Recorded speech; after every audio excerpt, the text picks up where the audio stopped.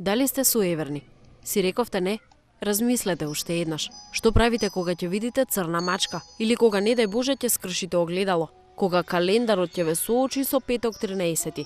Другото име на суеверијата е празни верувања или бабини деветини, што би значило дека треба да се однесува на нешто застарено или заборавено. Како и да е, некои навики и верувања се пренесуваат од генерација на генерација. Еве некои од најинтересните и најчесто сретнуваните суеверија. Одејќи по улица, сигурно досега сте виделе како некој се враќа неколку чекори наназад или тргнува по сосема друг пат. Сигурно видел црна мачка. Работите одат и многу подалеку. За време на бейсбол надпревар на стадионот на Чикаго Капс, целата публика го задржала с дивот на неколку моменти кога црна мачка претрчала преку теренот. На сите потоа им олеснило кога сватиле дека мачката всушност не била целосно црна. Како се случило овие мали сладки суштества да се престорат во олицетворение на несреќа, магија, смрт и вештарство? Мачките имаат чудна навика да бараат извори на топлина и да се лепат за нив. Исто така уште почудно е тоа што се фасцинирани со испитување на човечките лица. Така кога во минатото ќе умрело бебе или некој немало да ја преживее ноќта со својата висока температура. Наредното утро луѓето често наоѓале мачка залепена до мртвото тело.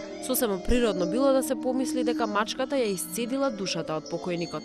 Потоа воопшто не помогнало ни тоа што бројни народи како нордиците, келтите и старите египјани имале богови мачки или во најмала рака го сметале ова животно за свето. Кога христијанството потоа презело се во своји раце, мачките биле жигосани како злобни, според асоциацијата со тие стари и очигледно погрешни религии. Во времето на инквизицијата, самото поседување мачка било земено како доказ за вештарство. На неколку пати во средновековието биле организирани и масовни истребувања на мачки низ цела Европа. Тоа на луѓето им се вратило со енормно намножување на стаорците, што пак потоа довело до неколкуте чуми кои го преполовиле населението на континентот. Како и да е, луѓето барем биле безбедни од вештерките.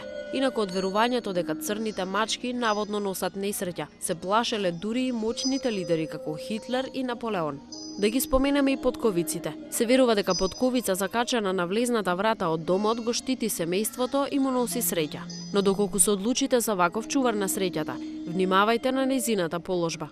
Недоумицата е околу тоа дали отворениот дел ќе биде нагоре или надолу. Според едно суеверие, тој треба да биде нагоре за наводно да не истекува среќата, а според друго, отворениот дел треба да биде надолу, за да им носи среќа на оние кои живеат во тој дом. Според некои преданија, бројот на шајките кои ќе го ставите на потковицата означува колку години ќе бидете среќни. Ако пак некаде на отворено најдете потковица која е насочена кон вас, тогаш ще го нашле најсреќниот од сите символи. Според суеверието, треба да ја подигнете потковицата со десната рака, да плукнете на едниот крај, да посакате желба, да ја фрлите преку левото рамо и да ја оставите таму каде што ќе падне. Така ќе ви се исполни замислената желба. Четирилисната детелина, односно националниот символ на Ирска, е веројатно најпознатата амајлија за среќа во светот. Потеклото на ова суеверие е повеќе од јасно. Четирилисните детелинки се сметаат за среќни од проста причина што се толку многу ретки. Верувале или не, се јавуваат еднаш на секои 10.000 детелинки. Всушност беа ретки. Денес со помош на генетскиот инженеринг се произведуваат и се продаваат во неограничен број. Употребата на четирилисната детелина како амајлија започнала во времето кога религиозни лидери во Ирска биле друидите, чија религија се базира врз обожувањето на природата. Особено бил распространет култот кон сонцето, а како што сите знаеме, детелината расте најмногу на површини кои добиваат најмногу сончева светлина. Дополнително, четирилисната детелинка има очигледна форма на крст, што како символ се почитувал уште во времето пред христијанството, а откако дошле христијаните, едноставно го презеле символот со што се поклопил со нивниот, и така детелинката успеала да преживее до денес. Скршете огледало и заработете 7 години несреќа. Изгледа будалесто, но сигурно за секој случај секогаш сте внимателни покрај огледалата. Потеклото на ова суеверие датира уште од каменото време, кога првиот пештерски човек го здогледал сопствениот одраз во некое езеро кога отишол да се напие вода. Не знаејќи ништо за оптиката и рефлексијата на светлината, тој заклучил оти човекот во водата е неговиот двојник и според некој закон дели дел од неговата душа. Според тој закон, векови подоцна, кога огледалата биле измислени, станало јасно дека доколку некој оштети огледало, неговиот двојник или дел од неговата душа ќе биде оштетен. Од тука доколку се скршело огледало, голема била веројатноста душата да му остане заробена во огледалото. Постои уште поедноставно објаснување. Огледалата од стакло, за разлика од оние направени од полиран метал, не биле достапни до 16-тиот век. Кога се појавиле, биле екстремно скапи и достапни само за високата класа.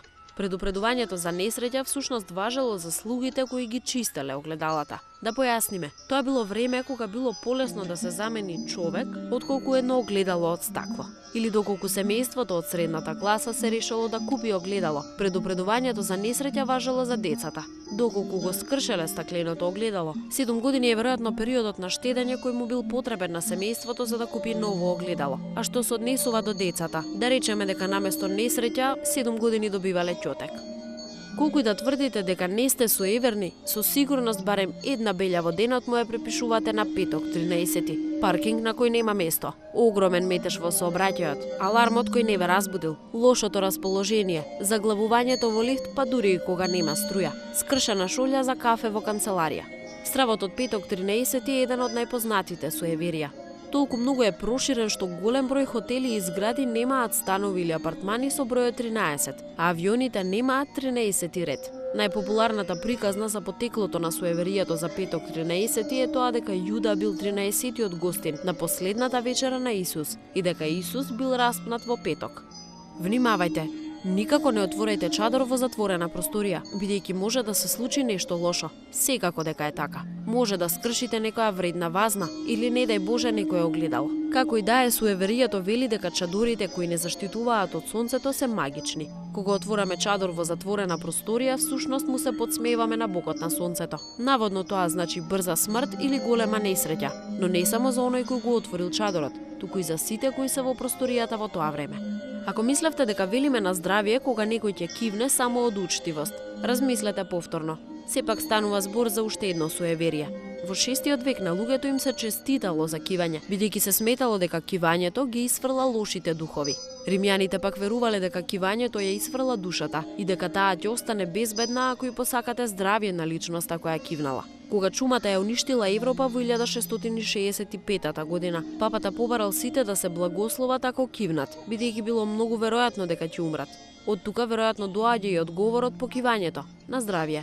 Кога ќе ве зачешат дланката, сигурно се радувате. Едно суеверие вели дека ќе земете пари. Главната идеја се однесува на некој кој е алчен и незаситен со желбата за пари. Како и да е, и овде има недоумица кому ќе верувате. Едни велат дека ако ве чешат десната рака ќе земете пари, а други дека ќе сретнете нова личност. А пари ќе добиете доколку ве чеша левата рака. За чешањето на левата рака исто така се вели дека има значење дека ќе дадете пари. Размислете уште еднаш, која рака ве зачеша денеска? Освен поради стравот дека ако удите под скали ќе ви падне нешто на глава, луѓето избегнуваат да поминуваат под скали и поради суеверие. Кога ќе ја земете во предвид формата на скалите, триаголникот кој го символизира животот, подразмислете дали ќе ја предизвикате судбината и ќе поминете под скалите кои се пред вас, или пак ќе ги заобиколите. Поминувајќи под скалите, можеби ќе ги разбудите духовите кои живеат во внатрешноста на триаголникот, вклучувајќи ги оние кои можеби се лоши. Сепак ако случајно поминете под скали, несреќата можете да ја спречите ако го ставите палецот меѓу показалецот и средниот прст и така да формирате крст кој ќе ве заштити од злото. Сигурно уште во рано детство сте пронашле паричка и ви кажале дека таа ви носи среќа. Не е важно дали е монета или банкнота, и за двете важи истото. Исто така, еден од најинтересните суеверија кај македонците е доколку видите оџачар, се вели дека ќе имате среќа. Но веднаш откако ќе го видите, фатете се за копче од вашата облека и во истиот момент замислете си желба. Според верувањето, желбата ќе ви се оствари. За разлика од оџачарите, мошна неубаво е доколку видите мртовечка кола. Некој ќе ви рече веднаш да се фатите за нешто црвено. Кога некој ќе спомене негативен исход од некоја наредна ситуација, чукнете во дрвот 3 пати за да го истерате злото. Една британска компанија дури произвела и продава парчиња од дрво што можете да ги залепите на паричникот или дури и на мобилниот телефон. За ако не дај Боже се најдете во ситуација да треба да чукнете во дрво, а дрво никаде на повидок. За крај ве потсетуваме дека солта се уште се смета за вредна супстанца која може да ги истера лошите духови. Па така доколку сметате дека денеска ве бие некој малер, фрлете си сол преку левото рамо, за да ги избркате лошите духови кои бараат начини да ви наштетат.